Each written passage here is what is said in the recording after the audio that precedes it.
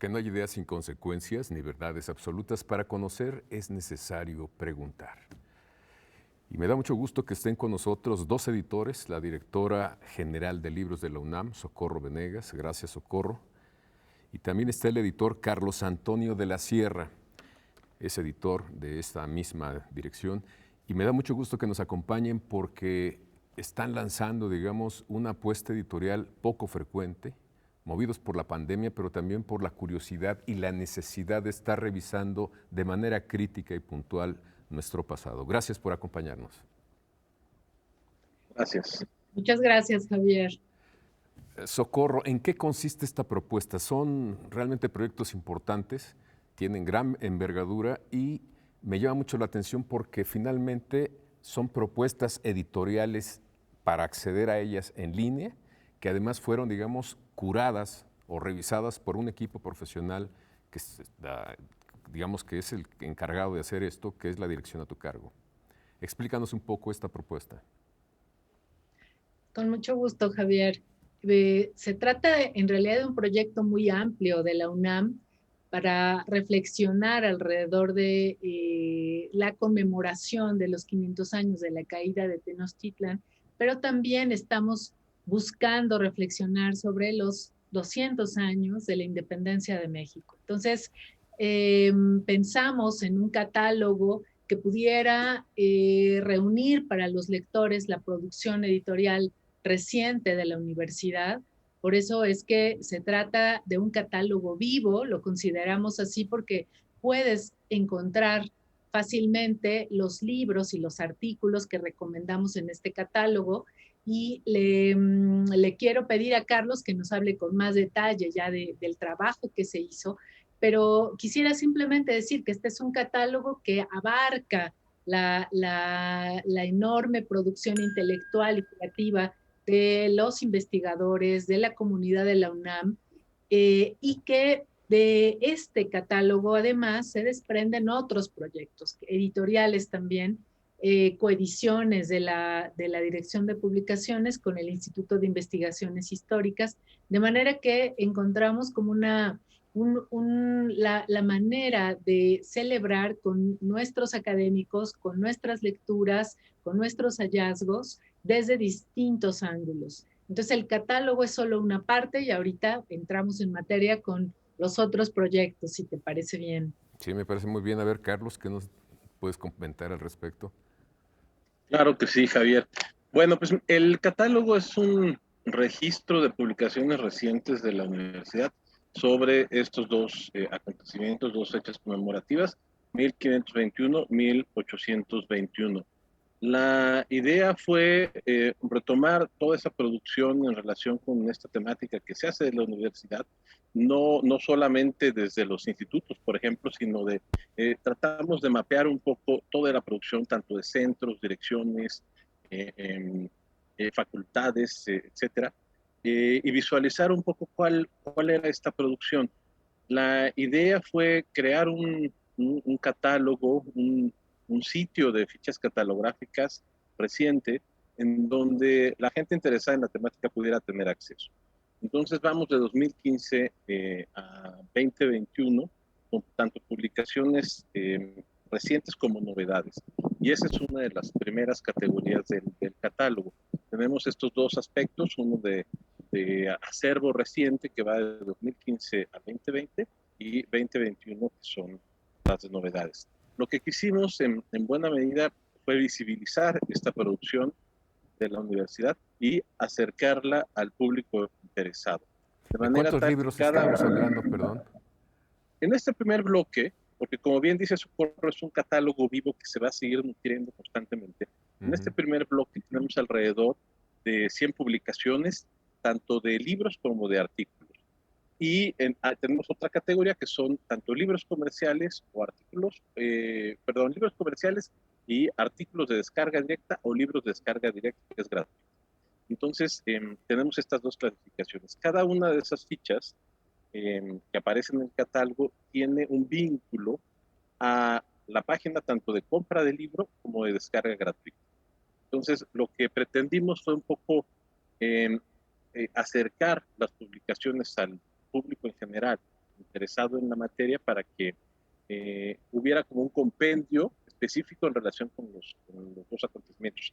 Como bien dice Socorro, no solamente sobre los 500 años, sino también nos interesó mucho el tema de la consumación de la independencia, ¿no? Es decir, no solamente la entrada del ejército trialante a la Ciudad de México el 27 de septiembre del 21, sino, por ejemplo, el tema de los tratados de Córdoba, que mañana se estaría conmemorando la firma de los tratados, etcétera. Entonces nos interesó mucho hablar de las dos efemérides, de las dos conmemoraciones, y plantear pues una mirada crítica en relación con lo que está aconteciendo hoy día, que pues ambas son coyunturales. Es una mirada crítica, pero también democrática, porque no todos los investigadores comparten un punto de vista, ¿no? No todos, pero aparte no todos tienen tampoco la tribuna o la palestra adecuada. Entonces, lo que quisimos fue poner o crear una suerte de tribuna en donde pudieran ser exhibidos todas estas publicaciones que a veces no se conocen. Muchas veces lo que sucede en la universidad es que se produce mucho, pero no tienen todo el cuadro de difusión necesario. Entonces, a partir de todo un proceso de indagación, de investigación con el equipo de trabajo, pues logramos arrojar luz sobre estas publicaciones, retomarlas y ponerlas en este catálogo. Entonces, en este catálogo existen, digamos, publicaciones recientes de la UNAM, pero también de editoriales comerciales con vínculos, con sus vínculos respectivos, o con las páginas donde se pueden adquirir los libros, ¿no? Todas son publicaciones de la universidad, con el sello de la universidad. Pueden ser coediciones, eso sí, pero siempre con el sello de la universidad, de alguna institución, de algún instituto, de algún centro, de alguna dirección, de alguna facultad, etcétera, pero todas son publicaciones de la universidad. Y este aspecto de que sean recientes, pues sí lo estuvimos pensando mucho. Quisimos separar un poco también todas las publicaciones que se habían hecho en virtud del bicentenario. Entonces, por eso elegimos de 2015 para acá, para involucrar estrictamente lo que se había escrito desde esa fecha para acá y que fuera reciente, que fueran reflexiones mucho más frescas y que tuvieran pues, algún tipo de relación entre sí. Por eso también en el catálogo creamos un sistema de búsqueda cimentado en etiquetas o temas donde uno puede encontrar la vinculación entre cada una de las temáticas, ¿no? No sé, por decir a grandes rasgos, Cortés o Tlatelolco, entonces tú le picas y ahí te aparece la relación. Un poco fue, y parte de la curaduría fue esta, crear vasos comunicantes entre cada una de estas publicaciones, sin moralizar, sino simplemente arrojando luz sobre las publicaciones. Hacer propicios el punto de vista de cada lector. Tenemos que ir a un corte y regresamos con ustedes.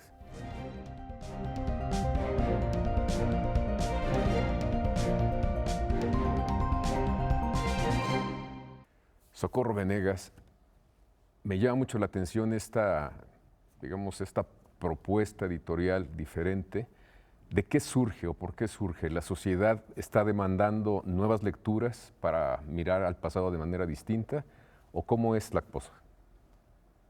Sí, mira, nosotros pensamos no solamente que hay una necesidad en la sociedad de pensar el pasado como presente, qué implica, cuál es nuestra manera activa de involucrarnos todos como participantes de esta memoria histórica, de esta memoria colectiva.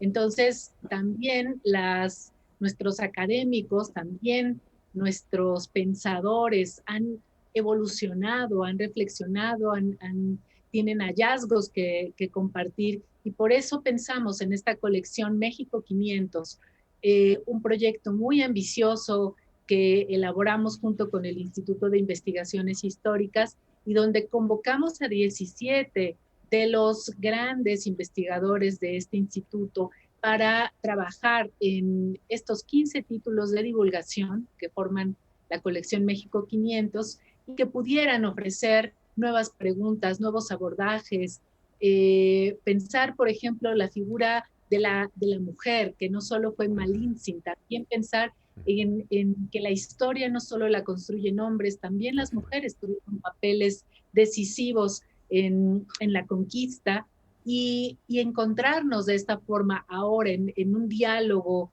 con temas abordados desde estas otras perspectivas, pues es fundamental, ¿no? Darle espacio, como decía Carlos, darle espacio al pensamiento crítico, darle espacio a estas nuevas indagaciones y no es sencillo para cualquier institución un lanzamiento editorial como este, ¿no? Además del catálogo que acabamos de presentar y donde los lectores van a saber si el libro lo pueden comprar o lo pueden consultar gratuitamente, porque también tenemos esa opción, pues nuestros 15 títulos de la colección México 500 también los pueden conseguir en formato electrónico o pedirlos impresos en librerías, en todos los espacios donde se puedan acercar para conseguir los libros. Buscamos que sea de una forma muy sencilla como se llegue a nuestros títulos, a nuestros libros, y lo fundamental que es acompañar estas conmemoraciones a lo largo del año, de acompañarlas con un libro, de tener estas lecturas, de además valorar mucho el esfuerzo que hicieron los investigadores para que el tono, el trabajo que aquí se está presentando sea de divulgación. No son libros para especialistas, son libros a los que todos tenemos acceso. Los especialistas encontrarán también una mirada aquí con la cual espejear, pero es muy importante decir que son ejercicios, estos 15 libros son ejercicios de divulgación, de compartir conocimiento con estudiantes, con jóvenes, con personas que quizá se dediquen completamente a otra cosa, que se sientan lejanos de la historia, de su historia, y que gracias a estos libros van a encontrar pues un puente hacia el pasado, que al mismo tiempo, como acabamos de decir, pues es el presente, es nuestra necesidad de saber de dónde venimos y cómo podemos incidir en transformaciones para la sociedad en la que vivimos. Qué bueno que nos aclaras esto porque te iba a preguntar justamente si no era necesariamente material muy especializado al que a veces solamente los especialistas pueden tener acceso para sacarles un provecho determinado. Pero dices que Y es no. una Claro, sí, es muy importante que lo plantees. Pensamos incluso desde los títulos de los libros, cómo se presentan para los lectores. Y tengo aquí en la mano, por ejemplo, el título de Patrick Johansson, investigador de investigaciones históricas.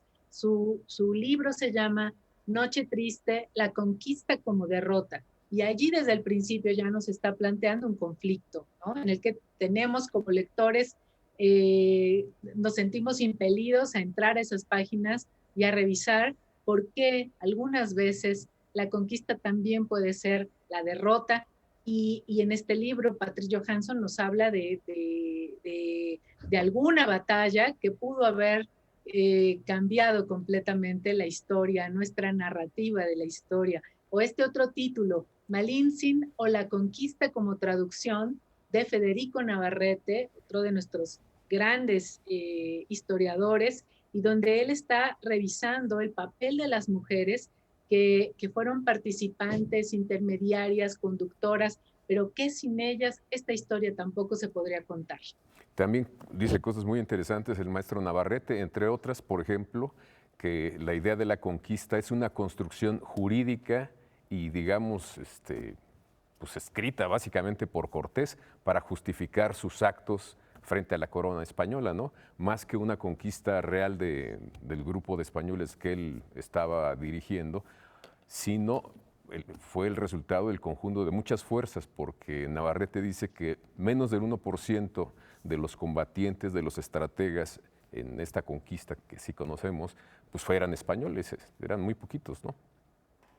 Exacto. Eso está entre lo más interesante para revisar, para releer nuestra historia. Y lo que buscan estas obras también es alejarse de los relatos oficiales. Uh-huh. Alejarse, como se dice en la presentación de cada título de la colección México 500, alejarse de esas leyendas negras y doradas, ¿no? Donde damos por hecho y construimos nuestra memoria como si quedara fijada ya para siempre, con personajes que son de cartón porque no los vemos vivos, porque justo gracias a estos libros, gracias a este trabajo de divulgación de la historia, es que vamos a poder comprenderlos, ver a las personas, ver cómo, digamos, de una manera pormenorizada fueron ocurriendo estas transformaciones, y al final también se trata de libros que son resultado de investigaciones recientes.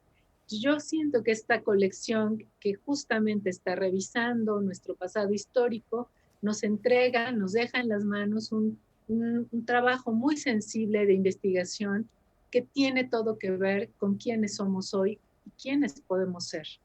Una historia que no es en blanco y negro, sino llena de matices. Tenemos que ir un corte y regresamos con ustedes.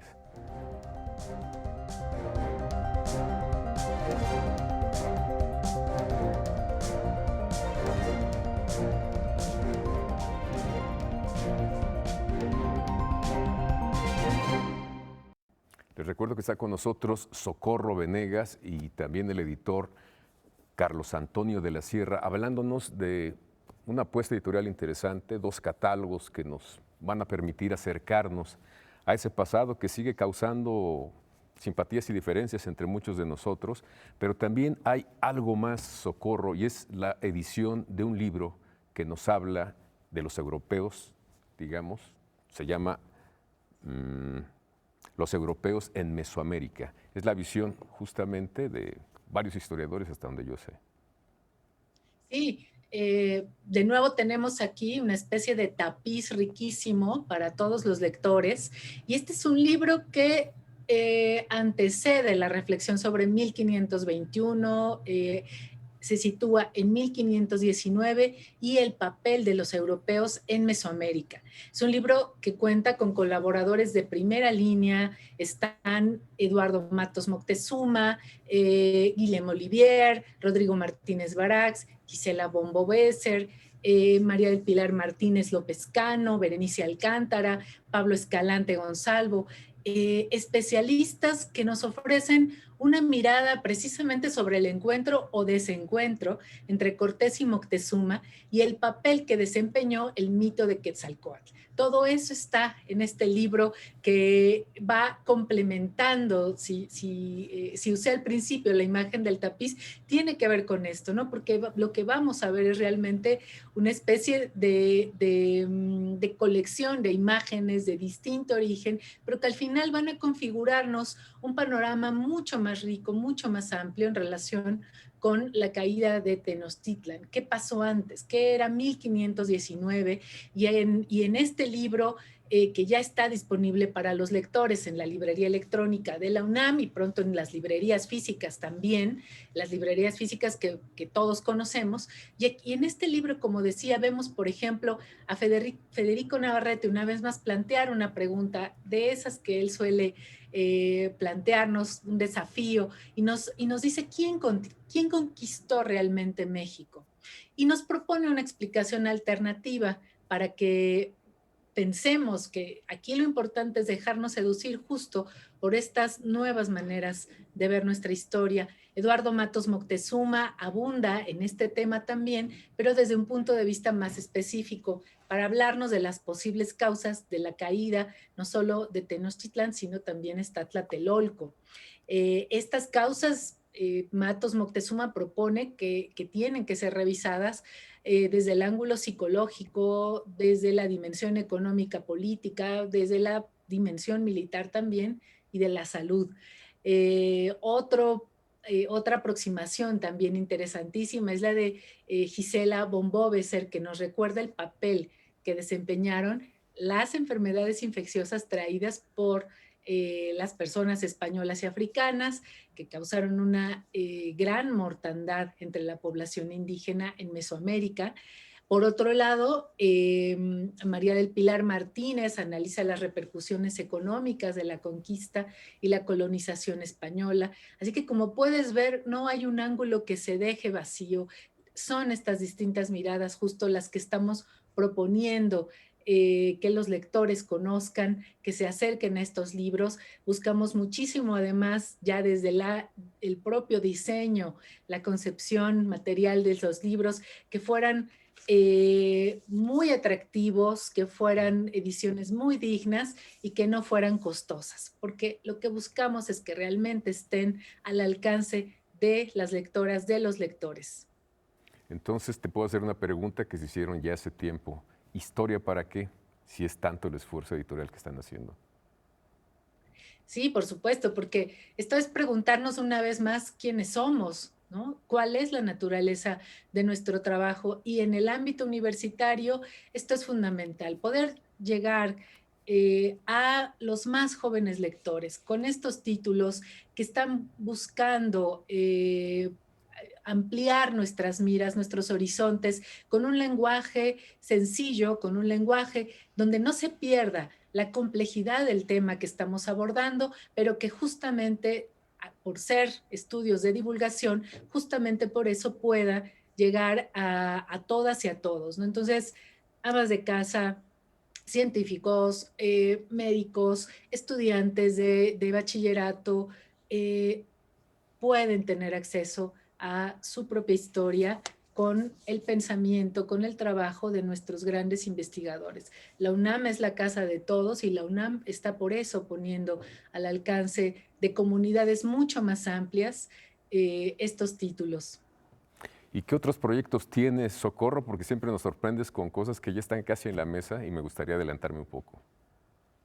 Con mucho gusto. Te cuento que tenemos también alrededor de la conmemoración de la caída de Tenochtitlan una serie de biografías para publicar en nuestra emblemática colección material de lectura.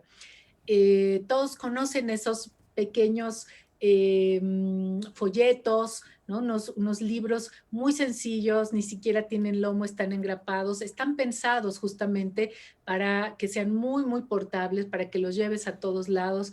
Y en esa colección que ahora estamos rediseñando, vamos a publicar 15 biografías de personajes que tuvieron que ver con la caída de Tenochtitlan. Allí, por supuesto, también buscamos una mirada de equidad, de reconocer el papel de las mujeres en la historia, y 7 de esas 15 biografías serán de mujeres. Entre ellas, por supuesto, Malintzin, por supuesto, Isabel Moctezuma, en fin, estarán allí con estupendas plumas también de autores, de divulgadores, no todos son historiadores, pero sí que son investigadores excelentes y que van a contarnos estas vidas, un poco otra vez, ¿no? En esta necesidad de acercarnos a nuestra identidad, pero también a que conozcamos más de esos personajes que a veces, si solo seguimos las versiones oficiales de lo que ha sido nuestra historia, entonces parecería que esos personajes son esculturas que están destinados a convertirse siempre en seres de piedra, y gracias a estas biografías que vamos a publicar entre octubre y noviembre próximos, vamos a poder entrar, digamos que a las arterias, a la vida de esos personajes que le dieron forma y le dieron sentido a muchas de las cosas que hoy vivimos. A las cosas comunes de estos personajes que fueron importantes. Gracias, Socorro, por estar aquí. Gracias, Carlos, también por ayudarnos a acercar este tipo de catálogos, de propuestas editoriales para realmente conocer mejor nuestro pasado, y también gracias por habernos aclarado que no es trabajo para especialistas, sino materiales para divulgación, para el alcance de cualquier persona. Gracias por estar aquí. Gracias. Javier. Y gracias a ustedes también por habernos acompañado en Debate 22, y los espero la próxima semana.